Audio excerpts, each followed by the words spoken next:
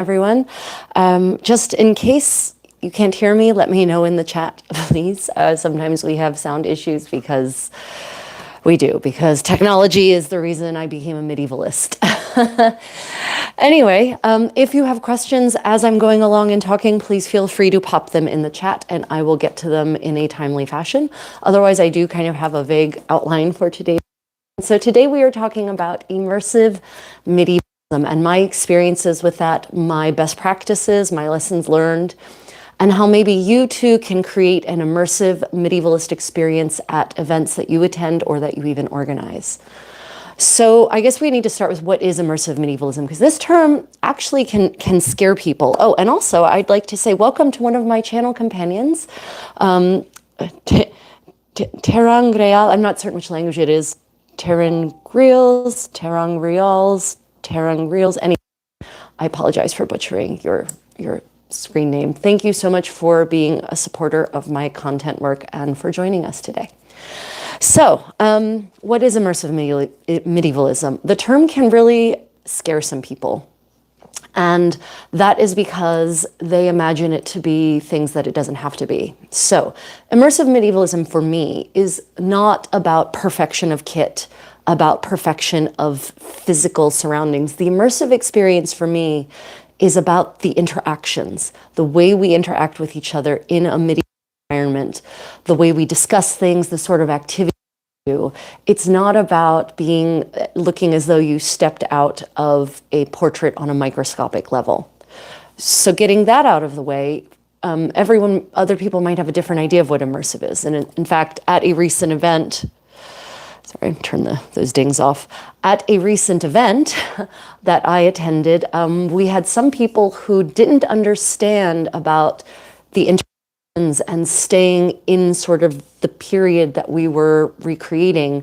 For them, it was all about the look. And they, ended up speaking in ways that were very modern and discussing things that were extremely not appropriate for a medieval setting. Not that they were rude or crude, just it completely broke the immersion. So, good morning, everyone, or good evening, or good afternoon, wherever you are in the world. I'm currently in Korea, so it's late morning my time. Hence the embroidered silk screen behind me. It's one of these great finds I got at a secondhand flea market style shop here. Anyway, so immersive medievalism is about the interactions. And so to do that, I'm not saying that you need to learn a whole new language, because that would be impractical for pretty much most of the population on this planet. You don't have to learn 15th century French or macaronic Latin or early modern English, right? But there are certain you can discuss things that will put you in that space, in an immersive space. But continuing on is and what it isn't. For some, immersion is just about having the perfect surroundings. Many European medieval living history groups, all they care about is the perfect kit and the perfect surroundings. And then if you listen to them talking, they're talking about all manner of modern things, interacting as though they're just modern people in costumes, right? And for me, that's not immersion. So my style of immersion is more about the atmosphere and the interactions as a whole, rather than one or the other. Right. And for me, immersion should be accessible. It should not be determined by socioeconomic factors, whether you can participate in an immersive event or not. So if you have questions, for those just joining, if you have questions as we go along, don't forget to pop them in the chat. And please, if you're actually enjoying this content. I hate to have to pander that way, but welcome to the social media content world. Thumbs up, or even if you don't like it, hit the thumbs down. That's fine. Hit one of them. It's engagement. That's all the algorithm cares about. I prefer the thumbs up, of course. Please like me. Anyway, so that's what immersion is. It is immersing yourself in the atmosphere, in the interactions and activities of a past period, something that is not of this world. For me, medievalism is definitely a form of escapism. I mean, I've always been fascinated by history and how peoples lived in past places and other cultures. My earliest memories are of being fascinated by wondering about how people lived in the olden days. Like I had that thought when I was like 3. And that's kind of informed how I've gone about the rest of my life, I suppose.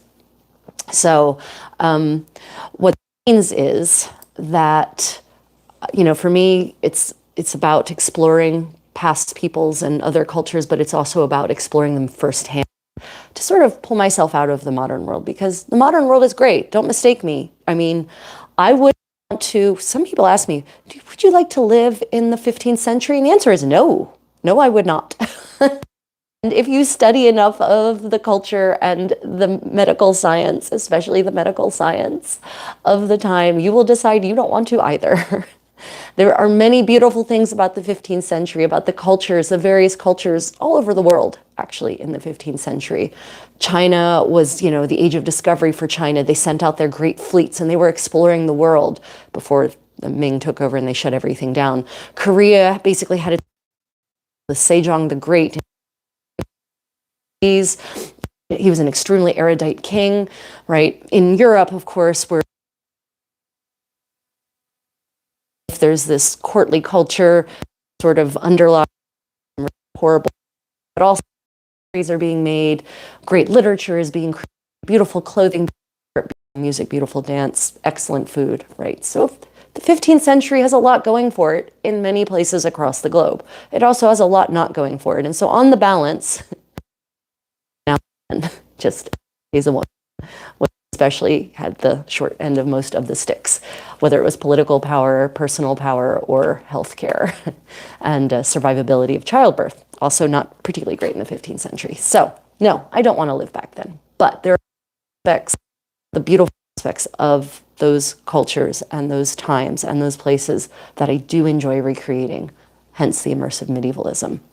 So how to a medieval atmosphere. And if I'm looking to this, where I can see this.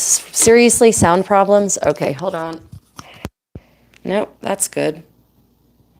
Okay, are there still sound problems? Of course, unfortunately, there's some kind of weird delay. So the question is, what was the last thing that anyone actually heard? To be good on my end. Let me know if, do we have sound back, everyone? I guess I can cut this out later when it posts. Anyone? Okay, well, I'll wait to see if the sound problems have resolved or not. Sometimes we have zero sound problems and sometimes we have lots of sound problems. Again, modern technology is not why I do medievalism. Okay, well, I will press ahead just in case you can. Hopefully everyone can again. Okay, so if you're just joining, if you have questions or comments or you can't hear me, please do pop a comment in the chat. If you're enjoying this live stream, please do hit the thumbs up. I can hear. Okay, great. Great. Well, let's hope we can keep hearing me. So let's go about immersion. So the first thing is there are different approaches to immersive medievalism. And one is that you completely and utterly become a past person. You create an in-depth persona for yourself where you know everything or many things about that your persona would have known. So by which I mean, for instance, if you were born in 1459 in Siena, then you've mapped out your entire life. Sound appears better. Great. I've got nothing. So you've mapped out your entire life and you know who were the prominent people in your city. You know them by name. You know what the currency was. You know the weights and measures. And you try to completely become that person. And that is an interesting form of immersive medievalism. It is very time consuming though, because it does require a lot of research. I'm working my way towards that gradually, but there is absolutely in my world a way in which you can be immersive and still actually more or less be your modern self, by which I mean you can discuss at a medieval event real things that are happening in your real life, but from a medieval perspective, from the perspective of you in, say, the 15th century, right? So you can phrase things, real things that are happening to you, but you can couch them terms that are understandable, would be understandable by a 15th century person, because the reality is that not much has necessarily changed on a fundamental level in terms of concepts from the 15th century, 13th century, 12th century, whatever, until now. We still have economies. We still have business interactions and commerce. There are still employers and employees. I know a lot of people have this weird view of the Middle Ages as just being a chain of vassals and liege lords, but no, there was an entire mercantile world, and many noble members of the aristocracy were in the employ of lords or ladies of higher rank. They literally were on their books, their account books. I have been a lot of them lately, and I know how much wages the Countess of so-and-so got paid every year, or how she was paid, maybe not in money, but in clothing and fabric and jewels and whatnot, right? So everyone was in the employ of someone else, almost, maybe except for the very tippy top. So, you know, there are many concepts that are not changed. So if you are at a medieval event and you want to be immersive, you want to be your medieval self and continue to maintain the ambiance of medievalism, of a medieval world, then, you know, you can just phrase things a little differently. So language does play a part, but I'm not saying that you have to, you know, learn, as I said, macaronic Latin or 14th century Tuscan. So for instance, let's talk about employment. And if I'm having a conversation with friends in a modern context, I might say, yeah, work's been going hard, I've been really busy, right? Well, hard work and being busy are not new concepts, right? So my 15th century Contessa self might say something like, you know, I've been much engaged of late, I've had many tasks to complete, and it just seems as though they never end, right? So maybe not work has been busy, because not necessarily the concept of work like that as this separate institution from life that's a modern concept. One that you might even be able to say was invented by Henry Ford in some ways. But, you know, in the medieval world, there wasn't necessarily much of a difference between your work life and your private life. They were much more intertwined than they are now. You know, a work life and a private life, a work life and a personal life. So that's certainly a little bit different. So you can just phrase it a little differently. And that might take a little research, maybe a little reading of correspondence. So if you want to prepare yourself for an immersive medieval experience and prepare yourself for how things were phrased, I recommend reading letters, personal correspondence, of which many have survived, shockingly. So, you know, there are entire books that are published just about letters from queens or letters from personal life in the Middle Ages, letters in the Renaissance, right?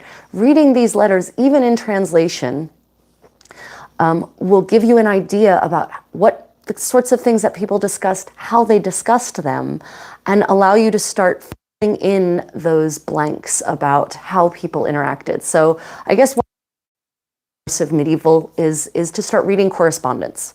And aside from which, these letters often provide a fast window into the past. So it's literally, in many cases, like watching a TV drama. And seeing how mothers interacted with sons and daughters interacted with fathers and lovers interacted with each other and friends and enemies interacted, right? So there are many good things you can pull from correspondence. Other sources, if you want to see how people sort of spoke to each other and how they interacted, chronicles. Many chronicles have survived, some have not, thanks to the French Revolution. God damn you, revolutionary 1789 to 1790 in France. But much has. Many chronicles have, and those chronicles often present dialogue. And so by reading the chronicles, you can again get a sense of the dialogue, the way in which people spoke. Another good way is literature, actually, straight up literature. Read the Canterbury Tales, especially the fun body ones. I don't necessarily recommend reading some of the more tedious long-winded ones. There's one in particular that its name I can't remember offhand, but it is basically like this legalistic pages and pages of legalism. Anyway, the Canterbury Tales, Boccaccio's Decameron, also Mort d'Arthur, So, the Arthurian stories in their original medieval version, maybe in translation, but the translation of the medieval versions, because there's often dialogue there as well. So spoke to each other, and maybe use that as a way to pattern your own method of thinking. So there are, in my years of doing immersive medievalism, I've developed kind of a series of code phrases for devices and concepts that are very modern, or ways of talking about things that seem modern. So for instance, my wax tablet, I'm looking at it, it's the thing filming me. So a phone, for instance, modern phones especially, smartphones, I do often refer to them as were extremely common in the Middle Ages.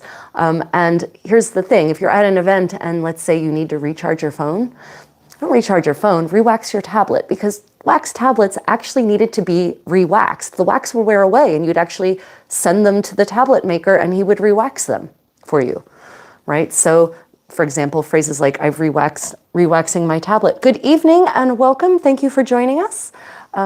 As always, if you have questions or comments or the sound has failed me once again, please do let me know in the comments. And of course, hit the thumbs up if you're actually enjoying this. So yeah, re-waxing your tablet is a really great phrase that you can use to, if you want to talk about something, an actual real modern need you have, say at an event, but you don't want to completely break the immersion. People, when you get to an event, any kind of medieval event, usually the first thing you do, you talk about how your journey was. So, using words like journey or voyage instead of trip is a good way to kind of maintain that immersion, because people, contrary to some really bizarre belief in the medieval world, people traveled a lot. They went on pilgrimage, they maybe went to market, right? So, I'm not necessarily took a world cruise all the time. Of course not. No one really started doing that until the 15th century, but, and a lot of people died on them. It wasn't a pleasure experience. But, voyages and sojourns and journeys are absolutely a medieval concept. So instead of saying, how was your trip? You could say, how was your journey? Let's talk about vehicles. So talking about cars will definitely, or trucks, will certainly break an immersive experience. But instead of talking about cars and trucks, you can talk about carts and wagons, your baggage train, carts through wheels all the time. Axles broke, right? So wheels broke, just straight up broke. So if you've had a flat tire on the way to an event and you feel like discussing it, that's fine. Just say, my wheel broke. And we had to call someone, we had to call the Wainwright to come and fix it. Wainwright, by the way, is a wheel maker. Unless you have those skills yourself, in which case, you could say that. Or if you don't think your persona, the person you're depicting would have fixed their own wheel, then you can say that you called on a Wainwright to come and fix it. You don't have to say that you're the Wainwright that came and fixed it. But then you're maintaining that immersive experience, right? The key is, I guess the general going immersive is sometimes less details are better. Fewer details are better. I can speak proper English. Fewer details are better, by which I mean, you can keep it vague and still communicate the core of whatever it is you're talking about. So you don't have to say, well, it took me 702.5 miles to get here and, 23.23 minutes, to get here, because that's the kind of precision that the medieval world wasn't really capable of. And no one really thought in those terms anyway. I mean, if you read chronicles, you see just how beautifully vague they get. So, keep it vague is a good tip. And, think about ways you can, here comes a linguist term, circumlocute modern concepts, right? So, which literally means to talk around, to say it in other words. So wax tablet instead of phone, cart or baggage train or wagon for the vehicle that you use to get there. And there were, okay, so you flew, some of us like me, we fly to most of our medievalist events. Okay, planes, obviously not a thing, but ships were. So just talk about having taken a ship. Everyone's going to get it, especially you're in the middle of the landlocked country or landlocked place. They're going to know that you didn't take a boat up to, up the local stream to the site. They're going to know you mean a plane. So, and you can talk about the kinds of things that go wrong on ships, on planes all the time. There were many rude, many of my fellow passengers were inconsiderate and rude. Someone took off their stockings and put their bare feet on the seat next to me. I mean, these are all things that you can still discuss them and maintain immersion if you just phrase it the right way. So for those who are just joining, if you have any questions, please pop them in the chat and I will address them anon. So my experience with in doing immersive medievalism is that it does take some creativity, and you get better at it as you go along. And it does take some thinking, and it might take you a moment to rephrase something in your head, rather than just coming out with being fired. For example, employment. Being fired, certainly a medieval concept. Many employees were fired, and in some cases, firing meant being executed. But the word fire is a very modern word. So you could say you were dismissed. If, God forbid, you were fired from your job, you were dismissed from your position. And job is also, the word job is a very modern word. So position instead of job. Your position in the household or in so-and-so's employ. Right?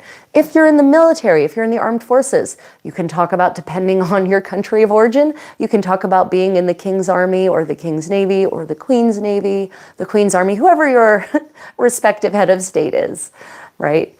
Armies and navies, not new concepts at all. Obviously, the Air Force is a new concept, so maybe just, keep it to Army or Navy in that case. Navy would be the closest thing for ships, I guess. Right. So I guess to maintain that immersive, and it can be hard to maintain that level, that sort of immersion, if your interlocutors don't buy into it.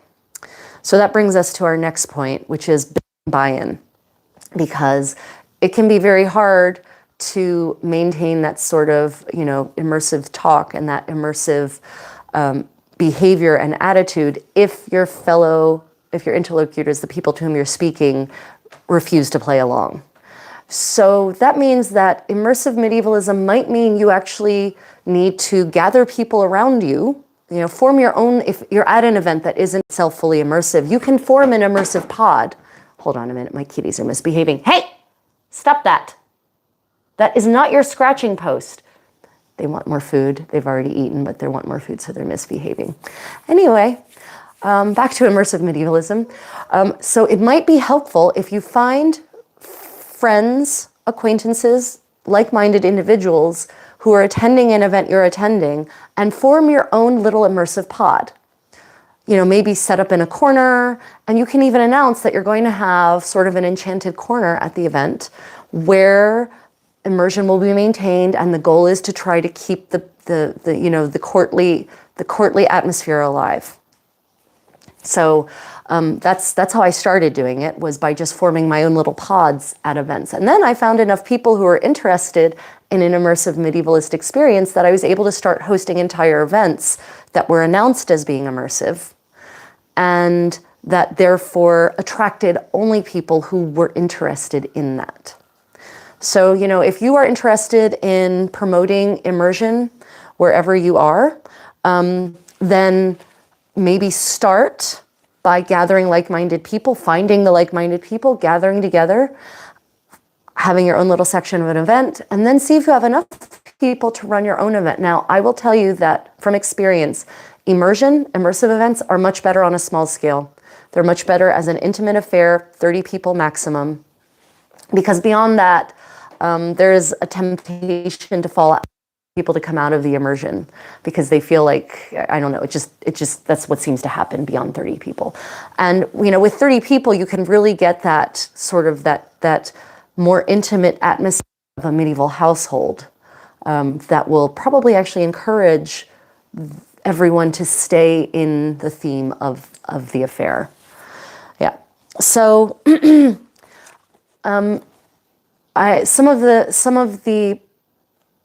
another way, so the challenge is building buy-in. So another way to get buy-in, it might be for you to break immersion.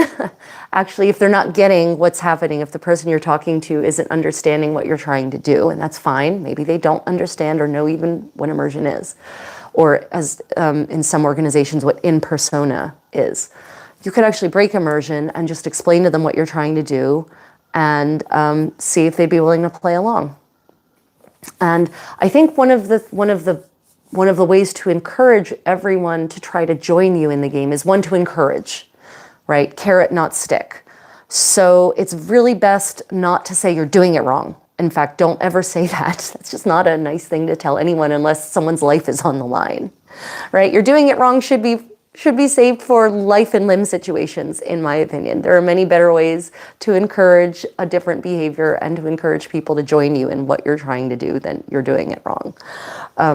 So, you know, one of the glib, tongue-in-cheek ways that I've encouraged people to join me back in immersion or join me in immersion is when they are saying something extremely modern and phrased in an extremely modern way, I'll just look at them with a very, very genuine smile, actually very amused. You say some of the strangest things sometimes. And that always indicates to them, you know, oh, I see, I'm speaking in a way that wouldn't be understood by you in this period that you're talking about.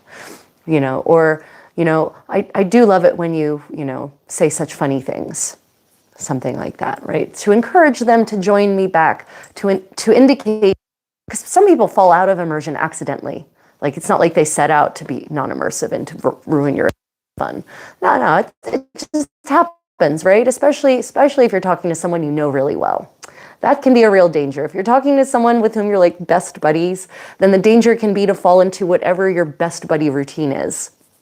That makes it harder to maintain the immersion. So, you know, keeping each other on track might be useful. And I apologize, I'm going to occasionally sniff and clear my throat. You know, 'tis the season of respiratory infections. I'm not actually sick, but I'm, you know, congested for whatever reason.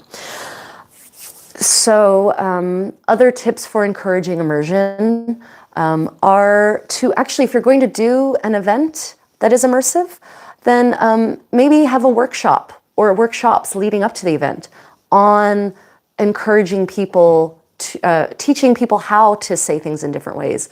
So I like to do a workshop where I will have someone, or I will provide, I'll say something in a pretty modern way, like, yeah, I got hammered last night. I mean, okay, I don't, not as the Contessa, but let's say the sentence is, I got hammered last night. And then I will encourage participants in the workshop to try to phrase that in what they feel is a more medieval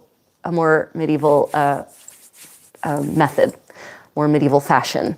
Because obviously, again, concepts are not new. Inebriation is very, in fact, there's a great 15th century German poem about a wedding that's taking place in the countryside. And this poem is very raunchy. It is delightful.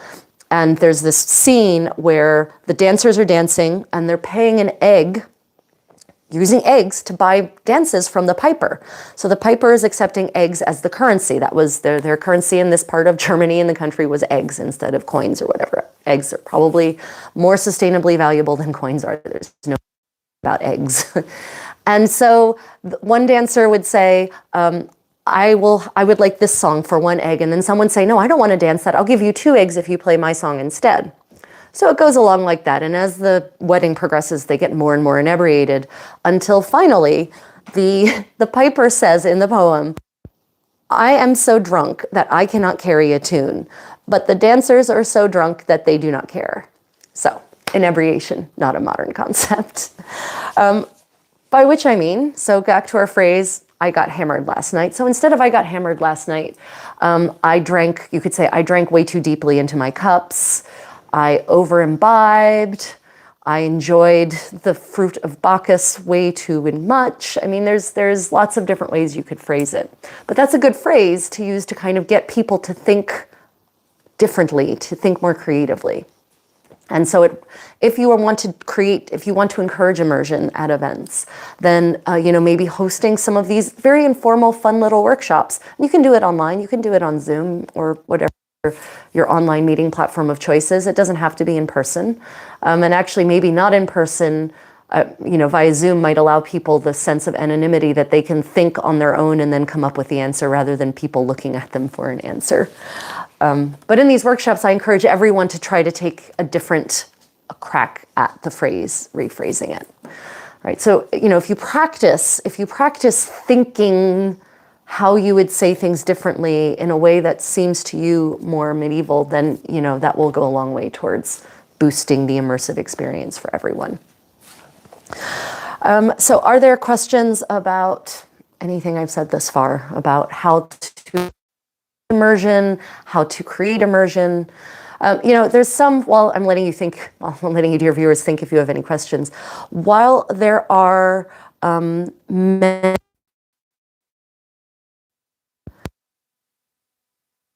to know about any given period, even if you are very specific and you've researched your persona deeply, there's still going to be things you don't know. But let's be honest, there are things we don't know about our own world, the world in which we live. Often we are ignorant of things, right? So just because you don't know it as a medieval person doesn't mean you would have known it as a medieval person, right? You might not know where India is as far as your 15th century person, because, by the way, India in the 15th century terms was like everywhere but Europe. It was this very vague geographical region. Sometimes it was thought to be in Africa, right? Like India is this very vague term. So that's why I picked India specifically. So let's say you don't know where India was from a 15th century perspective, but that's okay because they didn't know either, many people, right? Oh, it's okay. Thank you for joining, Giordano. But you can, if you want to watch what's already happened, complete with sound issues from the beginning, once it posts, you can watch the recording.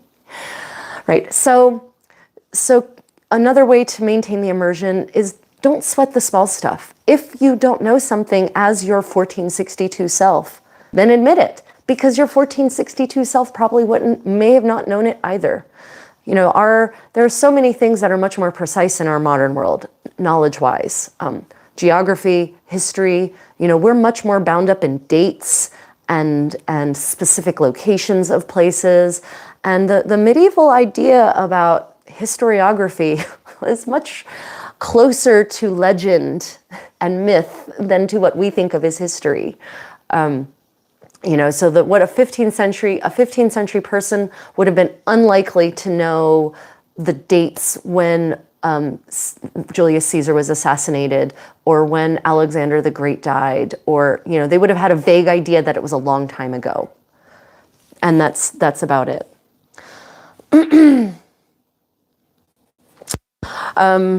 Yeah, well, welcome, Giordano. Thank you for joining us. And if you have questions about immersive medievalism or persona or anything like that, please do. You just keep popping them in the comments, and I will definitely get to it.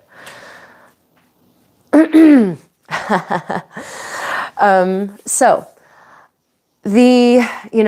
to help maintain the immersion, be vague, be less vague, and absolutely admit when you don't know something. Let's say your persona's from Rome, and maybe you don't know who the Pope is, and that might be a little strange if you're from Rome, but on the other hand, not necessarily everyone always knew who was Pope, because that kind of changed quickly sometimes. And maybe you don't interact at that level of society. And so, if the topic of the Pope comes up, who is Pope, and relative to you and your persona, and you don't know, you can just say, frankly, I don't know. It seems to change so often these days. Done. Right? Perfectly acceptable and very vague. And you use the word seem, which means it's a perspective thing. So that brings me to the topic of immersive in a multi-period group. And some people say that this is going to be really hard to accomplish, but it isn't actually. And this ties into the concept of vagueness that I was mentioning. Medieval people, again, not necessarily having the same concept of history or historiography, historical fashion, geography, right? So if I'm at an event and I'm a 15th century kind of Contessa, and I see someone wearing clothes from the 14th century, I'm not going to call those clothes from the 14th century. I don't have that sense of history, most likely. as a 15th century person. But I do know I've seen frescoes on walls from a long time ago of women dressed that way, women and men dressed that way. And I do know that in the storage closet, in the extensive storage chest scattered all over my palazzo, there are chests with clothes from my great-great-great-grandmother that look just like that, right? So instead of saying they're from the 14th century, I just say they're dressed in a very old-fashioned manner. Or if they're not even something that I would recognize at all as a 15th century person, they're just exotic. They're from somewhere else, not some time else. They're where else.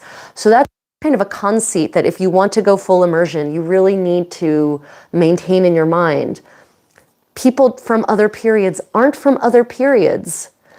They're either dressed in an old-fashioned way, which is fine because fashion doesn't necessarily, move forward for everyone. Some people keep dressing the way they did 4 decades ago. But also that they're just from another place. They're exotic. Or they're from a part of the city you don't know. So, Florence, for instance. The Contessa, hypothetically, is born in Florence. Well, was born in Florence. And someone comes up to me and says they're also from Florence. And let's say they're from the Florence of the 1370s. And I look at them and I think they must be either dressed old-fashioned or they're from a different part of the city where they dress that way. Because, what are you doing? Oh, sorry, the kitties were trying to break something. Sorry, I have kitty problems.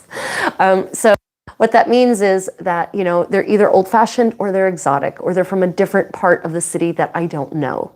Remember, medieval sense of geography, for most people, for the average person, is very different from our modern sense of geography, although for many of my fellow Americans, it might be right on par with what the average American is aware of in terms of geographical knowledge. Anyway, I've had some very rough conversations lately with some fellow citizens of the US that didn't cast the knowledge in a very positive light. Anyway, so recapping thus far, to help build immersion, learn to phrase things, talk about even modern concepts, things that are from your real modern life. You can talk about them, just talk about them or around them in a more medieval fashion, sort of phrasing them in terms of the medieval world and its concepts and structures. Find different words for things that are medieval words but still capture the item or the items or the concept. So wax tablet for phone, ship, or cart or wagon for your form of conveyance. Dismissal instead of being fired from your job. You still get hired. You're engaged. You get engaged into a position. You're hired into a position. You're employed into a position. Employed, actually, probably, in the Duke's household, right? Then keep things vague. You can still express the idea, express the concept, express the adventure, but just use fewer details, don't talk about the distances so much in specific numbers, just, dozens or hundreds of miles or something like that, right? No, could be the hair, but I doubt it. So there's some Bluetooth issues with here, and it's really, I'm very, very close to the camera actually. So sometimes we get perfect sound and sometimes we don't. So I apologize for the sound issues, guys. The last live stream I did had absolutely no issues whatsoever, sitting in this exact spot with everything set up exactly this way. Wait a minute. Hold on a second. Give me one moment. I'm going to turn off my air purifier, which has Bluetooth. Hold on.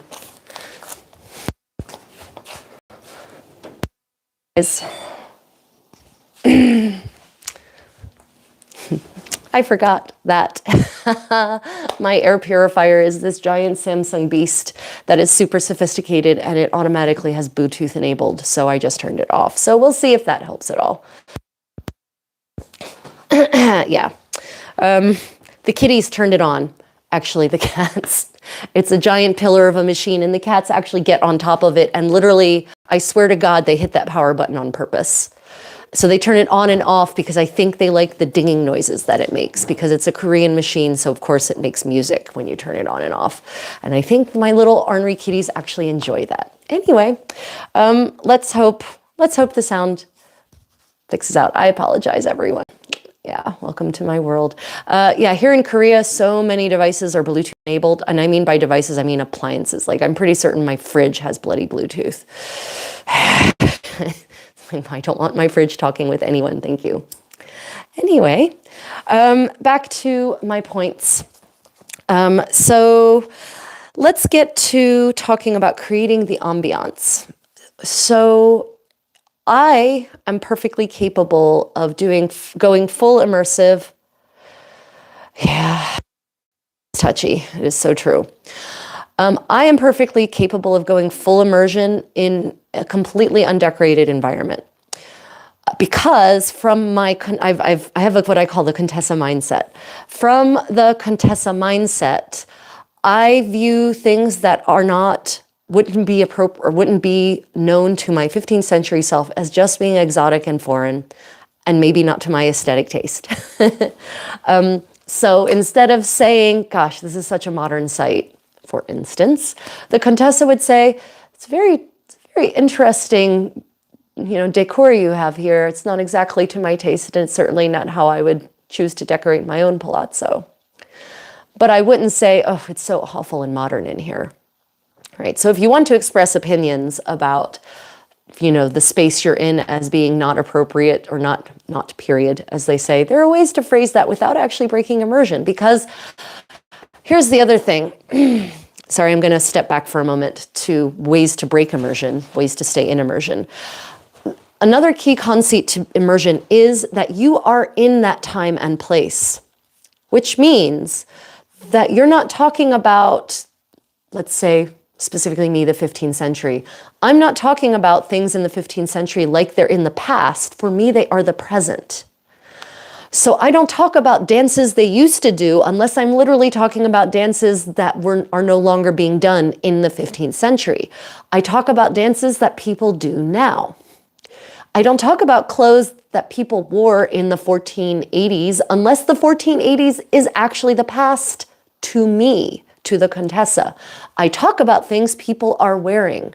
So you don't talk about the past, what is the past for the modern person, in the past tense. You talk about it in the present tense, if it is your present. And that can make all the difference in the world. So at one immersive event I recently attended, initially, many of the attendees who hadn't yet sort of worked their way into immersion were talking about their garb, their medieval clothing. And they kept talking about the things they were actually wearing in the past. Well, women wore this when they did this, and men wore this when they did that. And I looked and I said, but don't you still wear that? Right, to bring them back in. And they looked at me, one of the individuals looked at me and said, oh, yes, we do still do that. You're right. I don't know whereof I was speaking. So that's another way to try to bring people into it with you if they're speaking about the past, in this period that we're trying to recreate, but in the past. You can look at them and say, but don't we still do that? Aren't we doing that now? And then they'll come with you into what you're trying to create. So if you're trying to be immersive, then don't talk about the past like it's the past, or your period in question, the period in which you're immersing yourself, like it's the past. Talk about it like it's the present, because it is. Now, if you're talking about Alexander the Great and Julius Caesar, and you are a 15th century person, obviously that's still in the past. But you can still talk about fashion. You can still talk about how things are made. You can still talk about embroidery techniques and weaving techniques and textile arts. But you just do it like it's the present for you, not past. So that's a really easy tip to create immersion, is to talk about the past, your persona's present, like it's the present. Comment. The 15th century German poem sounds fabulous. It is.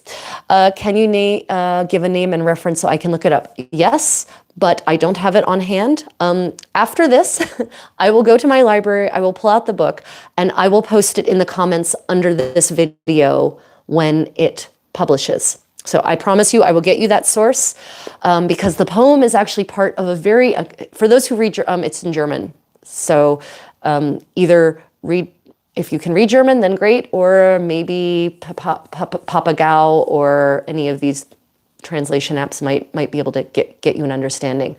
I have this great book called, that in German, it's written in German, but it translates to Dance and the Social Dissolution of the 15th and 16th centuries, or the social conflicts of the 15th and 16th centuries. And it's got all sorts of fantastic primary source excerpts discussing dance and music in society. So for example, this raunchy German poem of which I spoke. So it's a great source for people who can read German or understand German and want to get a real window back into social life in Germany in the 15th and 16th centuries. I focus mostly on the 15th century parts because frankly, the 16th century depresses me so much in Europe. It is such a horrible time with all of the wars of religion and all of the Reformation movements that lead to these really regressive churches just completely oppressing women. It's just such a depressing century for me. I don't like the 16th century very much, but that's just me. Okay, so back to creating an immersive experience. So yeah, talk about the past, your persona's past, your medieval self's past like it's the present. And only talk about things in the past if it's past relative to you. Tommaso agrees with me. The 16th century is just a really depressing, dark time. It's really funny because a lot of people think, sorry, minor tangent. A lot of people, modern people think that the 16th century is the Renaissance, but really I think in many places, the Renaissance kind of ends with the Battle of Pavia in Italy. And then after it's kind of downhill from there. They're kind of still riding the sort of the wave of progress from the 15th century, sort of artistic and philosophical progress from the 15th century.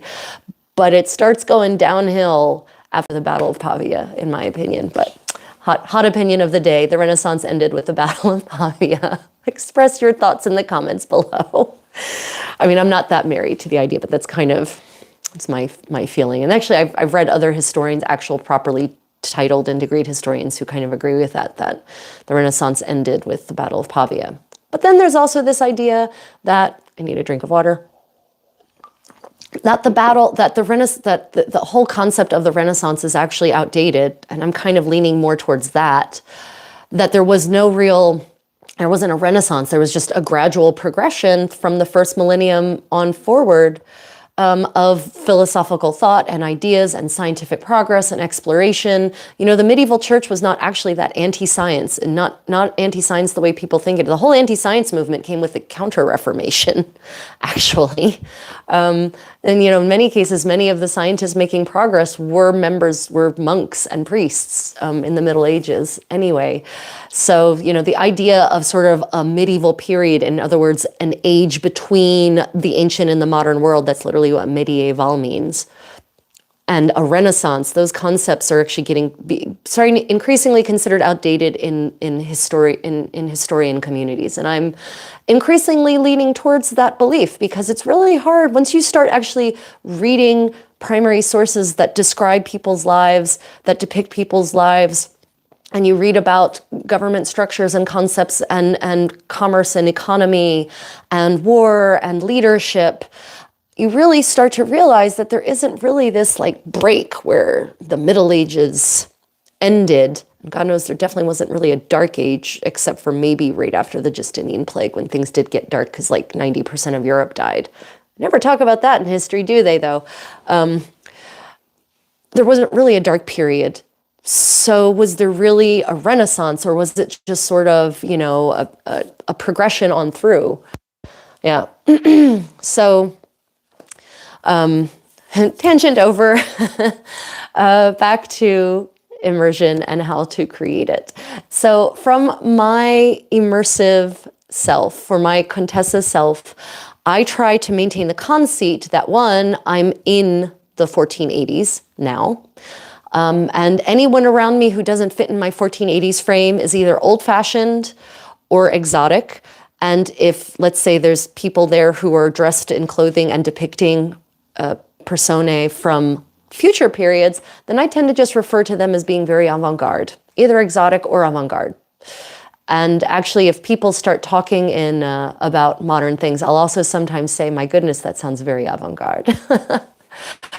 Which I know the term avant-garde is not really a medieval phrase, I don't think anyway, but it can be fun to just say it to bring people back to where you are. So the concept you have to maintain is that things that aren't period for you, there's this idea of authentic, and period is not a medieval concept, right? That's a very modern reenactor concept. So you shouldn't really view things even from that lens. Your medieval self's lens should be, that's different, that's exotic, that's strange. I like that aesthetically, I don't like that aesthetically. But it shouldn't be, that's not period, that's not right. Right? It's different, it's strange, it's exotic. And actually, the second I changed my view to that, from the much more staunch, stodgy, it's not period, it's not authentic. The second I changed my view, every event became much more enjoyable. Because, depending on the organization you're part of, you may have higher or lower levels of authenticity, right? So you can either approach it from a positive, joyful perspective and be amused by the inauthenticity that may be around you, or you can get locked up in the negativity and just be miserable because things aren't perfect the way you would want them to be. So for me, immersion is definitely not about perfection. It is not about having everything authentic. And authenticity is a whole different philosophical conversation, because if you think about it, what is perfectly authentic? Start going down that rabbit hole and you're going to find it's bottomless. Because, okay, so you meet the 10-foot rule. Looks authentic from a 10-foot rule, but is it authentic? Was that wool woven on a reproduction medieval loom using only medieval weaving techniques? Was it woven from threads that were spun only using 15th century spinning techniques? Was the wool harvested from heirloom sheep, an heirloom breed that existed in the 15th century? Did that sheep eat only food that existed of cultivars, so grasses and fodder and whatnot, that is cultivars that existed in the 15th century? Were those grasses and fodder, were they grown in a 15th century using 15th century farming techniques? Were they grown using 15th century fertilizer? You see where I'm going with this, right? There is no bottom to authenticity. So there is, in my view, no perfectly authentic. You can set your own standards. You can say, for my group, for this event, this is the standard that we have, but I object to anyone who says this is perfectly authentic or you are not authentic, right? Because that's not an absolute. Anyway, soapbox over. Soapbox over. Now, that all being said, as the Contessa, I do, of course, prefer to be in an immersive environment in terms of the way the space looks. Now, again, this kind of wraps us back to the authenticity topic. Obviously, I would love it to be an actual 15th century space with actual 15th century furnishings or reproductions thereof. Actual 15th century decor, sure, would I love that? Yeah, I picked this period because I do love the aesthetic. That being said, I can work my way around that by accepting that other people have other aesthetics. And that also, just because I might be living in the 1480s, it doesn't mean that my home or the space I'm in is going to feature nothing but furnishings that were created in the 1480s. Having tapestries from 100 years ago is absolutely a thing that people in the 1480s had hanging in their homes. How do I know? Because I've read the the death inventories of Lorenzo de' Medici in his palazzo, and they have so many furnishings and tapestries and wall hangings and table decorations that are all indicated as being very old. And some are called new and some are called not classified at all. Point is that just because you're in the 1480s doesn't mean that everything of your surroundings is going to be 1480 latest and greatest, and probably wouldn't be in fact, because people didn't have the kind of consumer culture that we have where they were replacing things every couple of months, like maybe every couple of decades, more like, or not until a big occasion happened, like a marriage or a birth, and then you'd get some new furniture to reflect that. But there was never a complete turnover or a complete redecoration. That is not a medieval concept. Yeah. So, if you frame your own perspective in that box, or through that lens, through that camera oscura, then suddenly your enjoyment will be enhanced, because you won't be as bound up in things looking perfectly authentic. So, to create a nice immersive space doesn't mean you have to have reproduction tapestries like I do. Unfortunately, they're not behind me, they're all in front of me, so you can't see them. But you don't need that. Right? You don't need to have a historic space. You don't have to be in Italy and rent, a palazzo in order to create a beautiful immersive environment. You can take a completely modern, dull, boring community hall, for instance, with Formica floors and panel walls or whatever. And you can actually completely diaper the entire thing in fabric, cover it all in fabric hangings, fabric on the ceiling, and get some actually floor mats to cover the floor up if you want, which we actually have for the event I run called Decameron.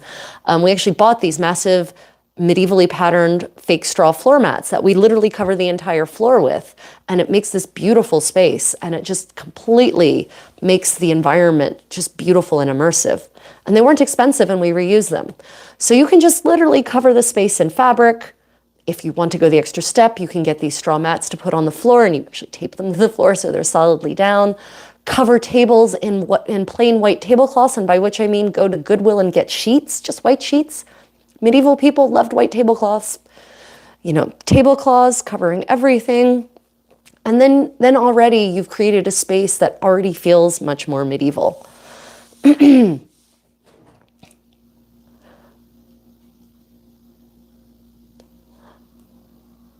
Oh, interesting. So a comment about the Camera score, that's funny. There was a pretty big discussion in an SCA Facebook group that the term Camera score was not used in 1604. Until 1604. Maybe, I think I do have evidence of it being used before that, actually. I'll have to dig up that resource.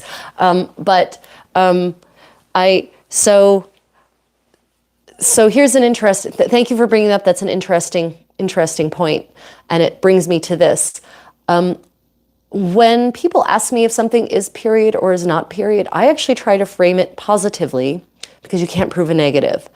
I say, also because I don't actually know everything, despite the fact that I sometimes think I do, I don't. And so I say, I have no evidence of that thing existing in this time and place.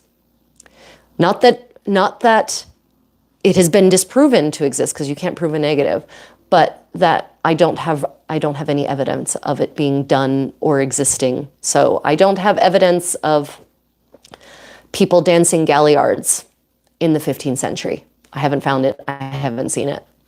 That doesn't mean that it didn't happen. It doesn't mean that they didn't exist. I just have no evidence for it, and I haven't found it. So I always try to frame things positively in that way rather than negatively, like it didn't. And I'm not criticizing you, Giordano. I'm not criticizing you at all. Please don't think I am. It's just I've tried to reframe the way I think about things from that perspective, because I think it leads to more positive conversations about history and historical things if you phrase things from the perspective of, I don't have evidence for that. Because when you say I don't have evidence for that, you're saying that you're open to being proven wrong. And that's a negative way of phrasing it too, but you're open to having your mind changed, right? And this is my own personal journey through medievalism. I've gone through my very chauvinistic periods, and those probably the periods where I alienated the most people. But I've come to what I think is a more positive place, where I present myself open to possibilities and open to people coming to me with constructive criticism, with new information, with new evidence, so that I can evolve and I can grow my knowledge and my experience and my view of the medieval world. So yeah, so I've tried to reframe from that's not period, or that's not authentic, or that didn't exist, to I haven't found evidence that it did, but if you have, then please do share it with me. And I mean that. Right. So thank you for bringing that up. That's a really good point in general for how to view the world, view the medieval world, and to view your understanding of it, our understanding of it. Because unlike a lot of people have this feeling, this very incorrect feeling, that history is made. History is done. We know everything about history. There are no new things to learn about history. But if you actually study history from a historian's perspective, you know that is absolutely not true. Because, it's not like we've had chroniclers objectively chronicling every single thing that's ever happened throughout all of history, and we can just go back and go to these objective chronicles and know what happened. No. History is a living subject, and so there's always new evidence coming to light and always new understandings to be made. So, yeah, I will definitely have to go and look up and see if I can, something is triggering my brain, because I read, I'm a linguist. Some of you know this. I'm a professional linguist, and I speak and read a bunch of different languages, read and write a bunch of different languages. Italian is one of them. And I'm trying to, I think I remember reading that possibly in Cennini's handbook of manual of the crafts, manual of the arts. I'll look into that later, and I'll post that in a comment here to see if I can find where I think I saw that term being used. Okay, so back to creating that immersive experience. And if you're watching and you haven't yet hit the thumbs up, please do. Thank you. It promotes my work and my content and my channel and all those good things. Yeah, appreciate it. Thumbs up under the video itself, because yeah, the chat actually for some reason doesn't count for anything. I don't know why. Anyway, so to create a beautiful space, you don't need a lot of money. You really don't. Some tips for getting fabric, if you want to cover, if you have this community hall and you want to make it look more medieval, you can go to Goodwill and you can get sheets in different colors and just hang them on the wall, or any other, not necessarily Goodwill, any secondhand store. And sometimes they'll even have bolts of fabric you can buy for very, very little. Oh, thank you, Giordano. I really appreciate it. He already hit the thumbs up under the video. So, you can get fabric for really inexpensively by hitting the bedding section of your respective charity shop. And then you can use that. If it's white, then you can use it to cover the tables.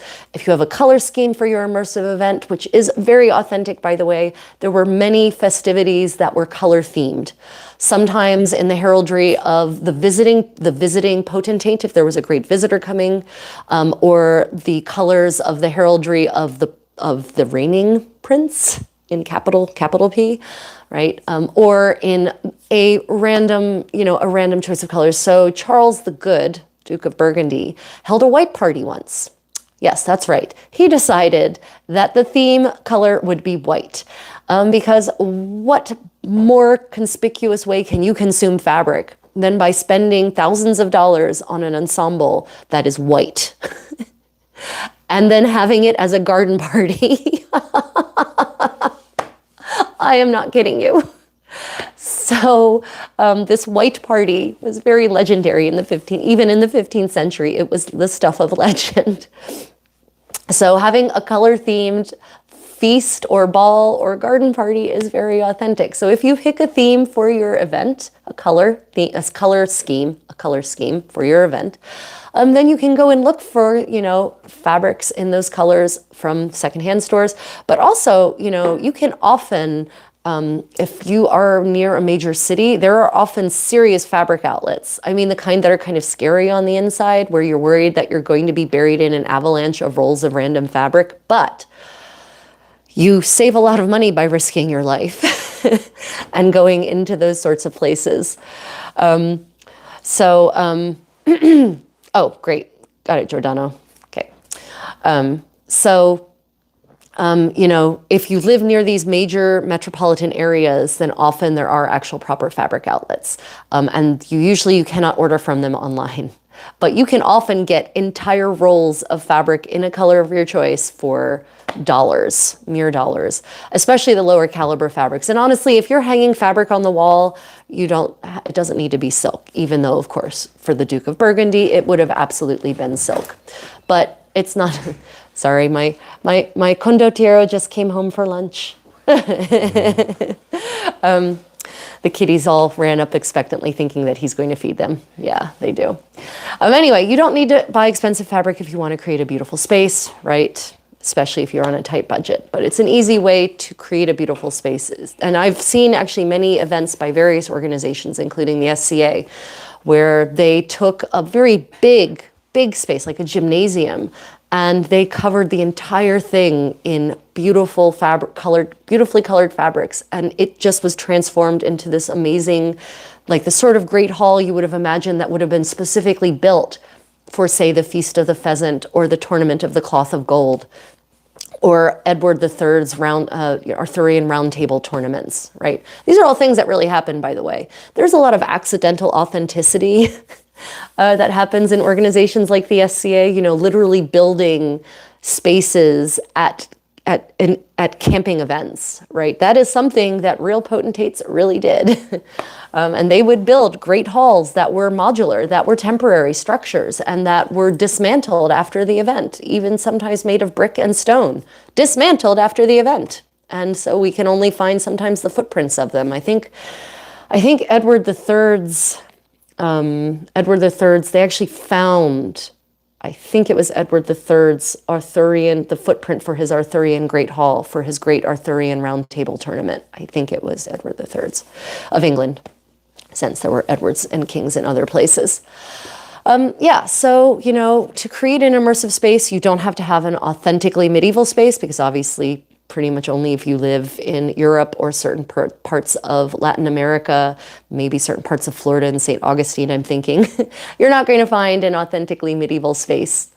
But you can take a very inexpensive modern space covered in fabric, get some relatively inexpensive reusable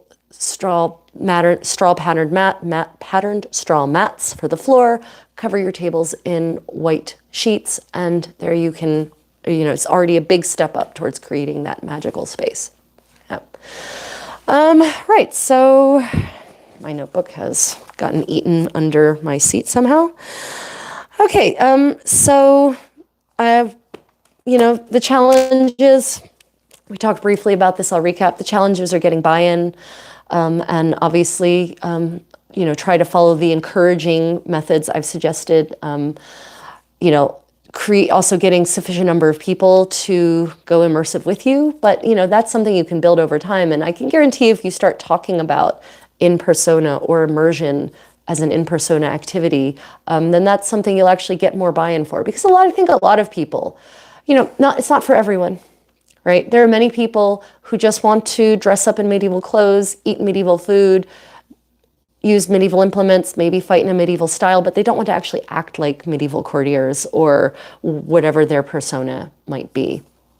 Right? So there is a certain role-playing aspect to it, but not in the sense of, that your character has points and your character has skills that you don't have. No, your skills are your skills. If you can't actually embroider, then neither can your persona, right? I mean, that's my opinion anyway. It's not role-playing. In my opinion, immersive medievalism is not role-playing in the sense of like a live-action role-playing game.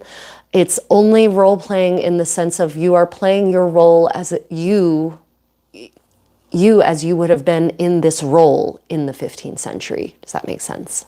To me, there's a difference there anyway. But you can still be yourself. You can still have your life experiences. You can still talk about your family and your friends. You can still gossip if you want to about your modern life. You can just phrase it in a medieval frame, and there you go. Okay, I think that's pretty much all I had for today's Immersive Medievalism talk. Are there any questions or comments? Do any of you have experiences, attending immersive events? What worked for you? What didn't? I think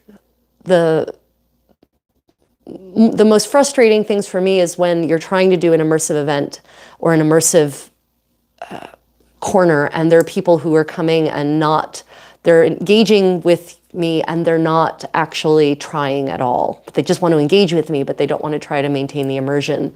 And, it's like, well, we can talk about home mortgages later, right? We don't need to talk about that now. So I think that's the only time I get really frustrated is when, I've made it clear that I'm trying to do this thing and they just don't seem to care and keep trying to draw me out of it. Oh, interesting. So comments here. Sorry, I missed some questions. So back to the concept of the halls, because unfortunately there's a little bit of a lag.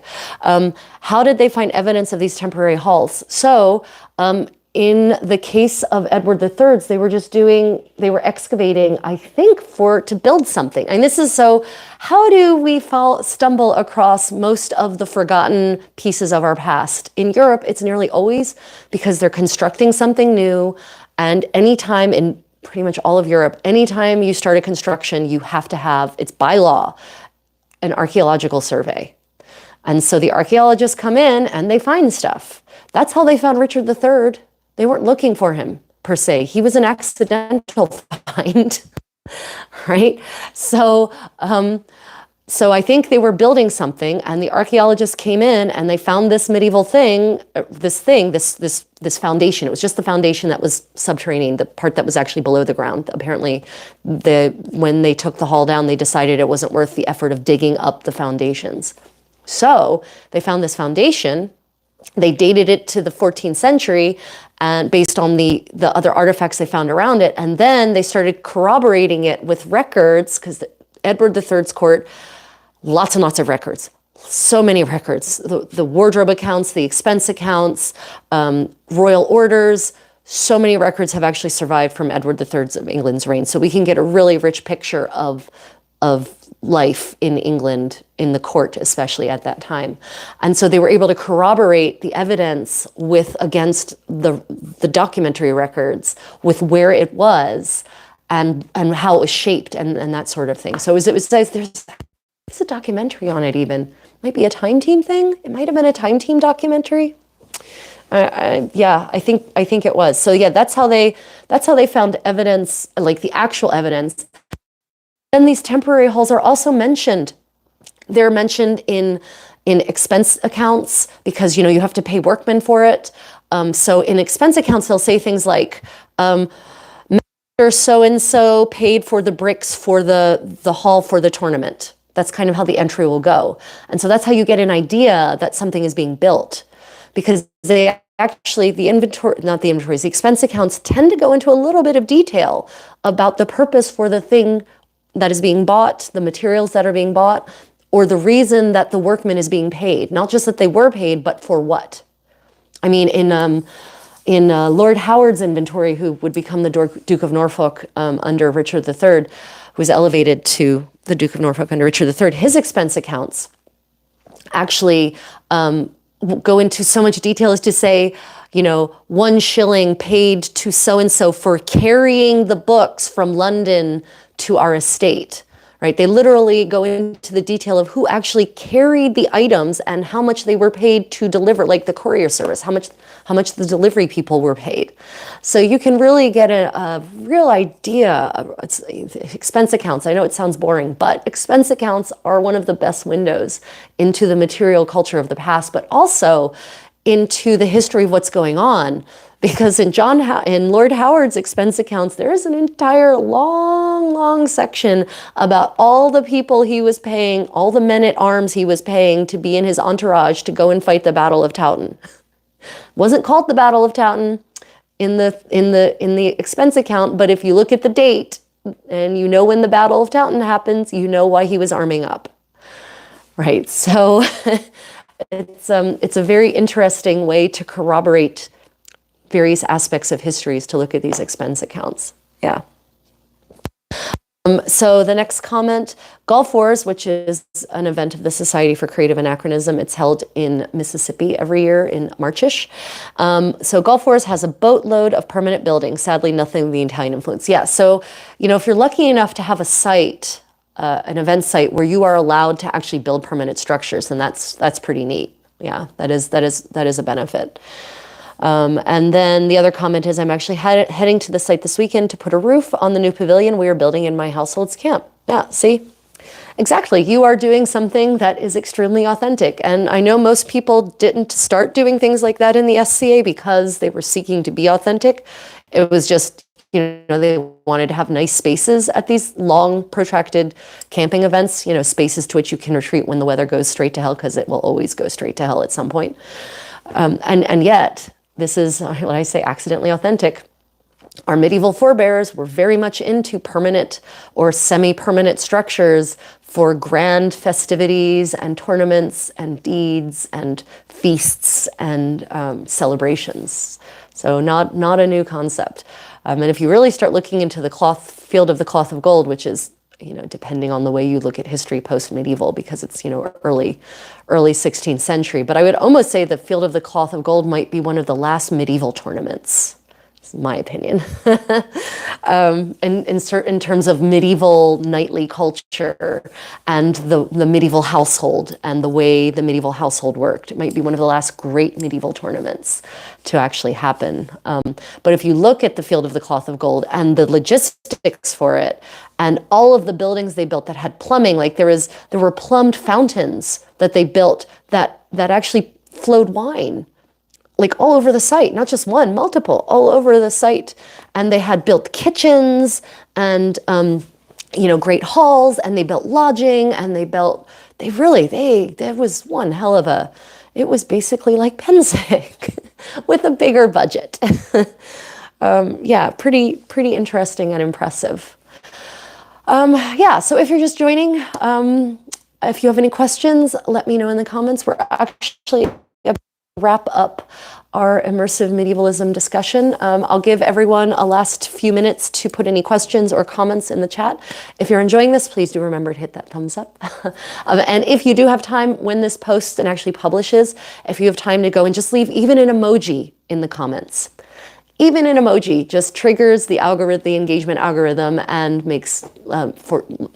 allows YouTube to promote my channel, get them in front of more people. So anytime, if you don't even have anything to say, you can just leave an emoji in the comments under a video, and that will support your respective creators.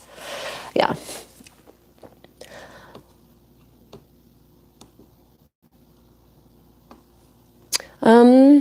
So let's see. Anything else I wanted to mention? So for me, immersive medievalism is kind of the reason I do this. I love going full into being in the time and in the place, or just not this time and place, in this mythical, courtly, medieval time and place, maybe even. As I'm fond of saying, something that only existed maybe in brief spurts and fits in very idealized settings, and that's okay. I'm fine with it being that way. Because, I don't go to all this effort to hand sew all of these garments and create all of these objects and cultivate all of this knowledge to just sit around talking about modern things like modern people interacting in modern ways. I guess while I'm giving you guys a last minute or last chance to make any comments or questions. Why is this up there like that?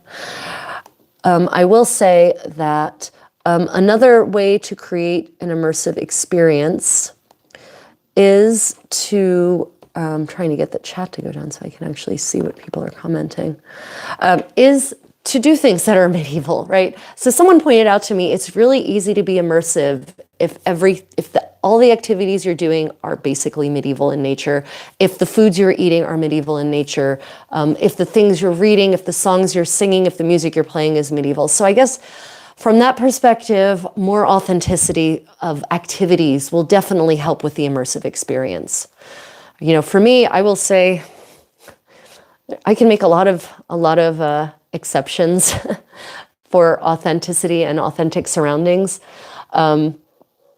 But if the music is post-medieval, especially if it's Baroque music or later. If the songs are modern folk songs, that pulls me out of it almost harder than anything else. And that could just be because I have a connection to music, a very visceral connection to music and dance. And so that will pull me out of it really hard, more than the visual.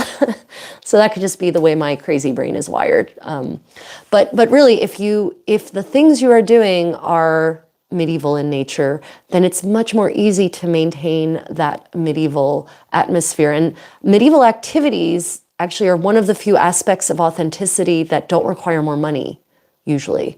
Like, it costs you no more money to dance a dance from 1520 than to dance a dance from 1920, right? There's no money investment there. So yeah,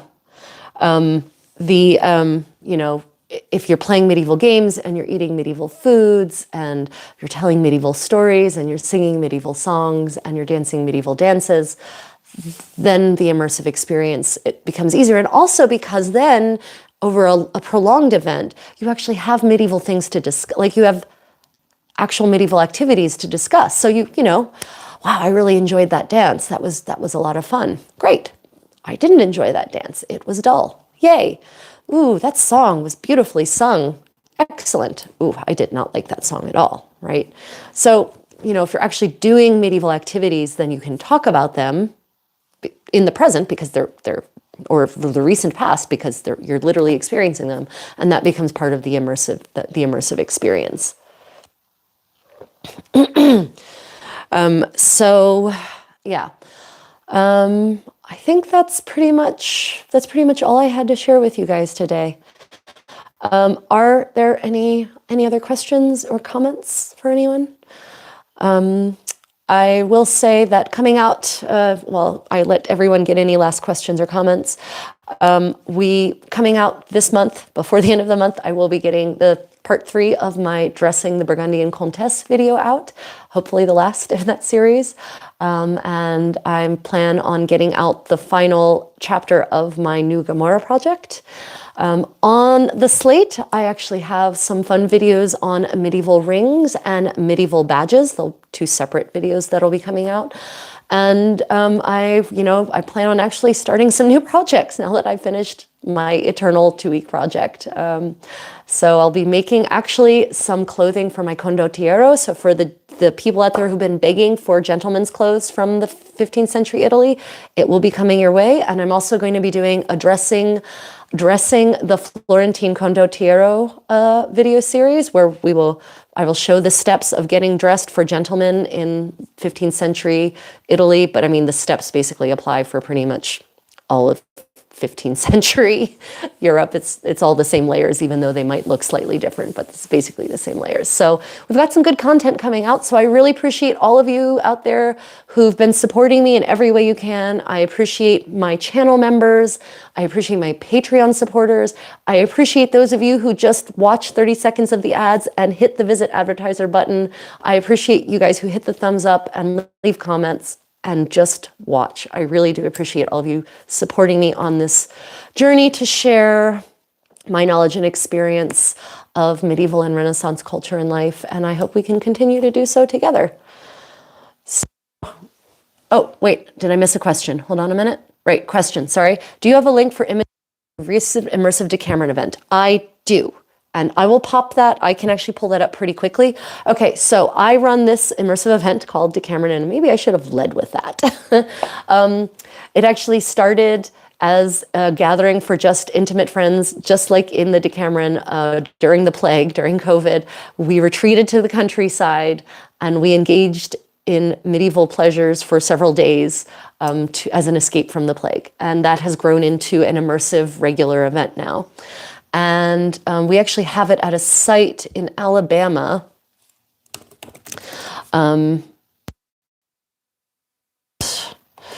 We actually have it at a site in Alabama that is built, it's outside of Selma, of all places.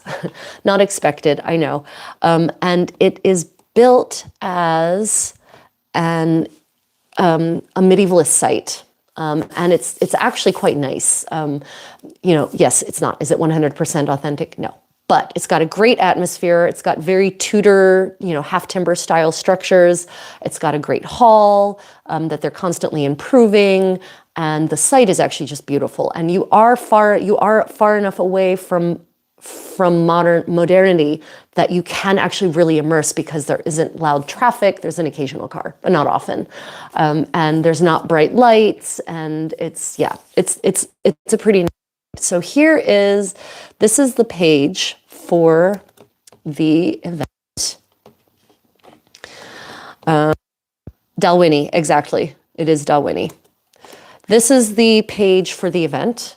We are hosting, and it will be in October. If you are interested in attending a magical immersive event, 14th, 15th century focus, then I encourage you. You are welcome to join us at the Decameron. It will be it's a 5-day event. You don't have to attend the whole thing.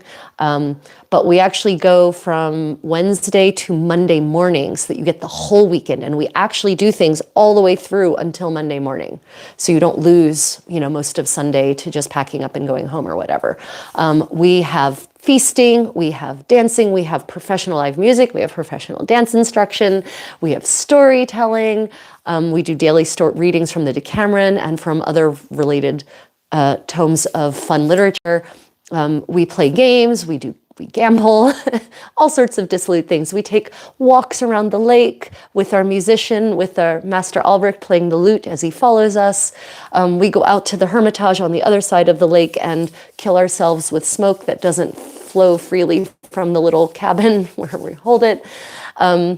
We have a quest on Sunday. We have Deeds of Arms. It's armored combat with steel weapons. It is not SCA style combat, so it's actual 15th century style combat, Fiore and other 15th century sword masters.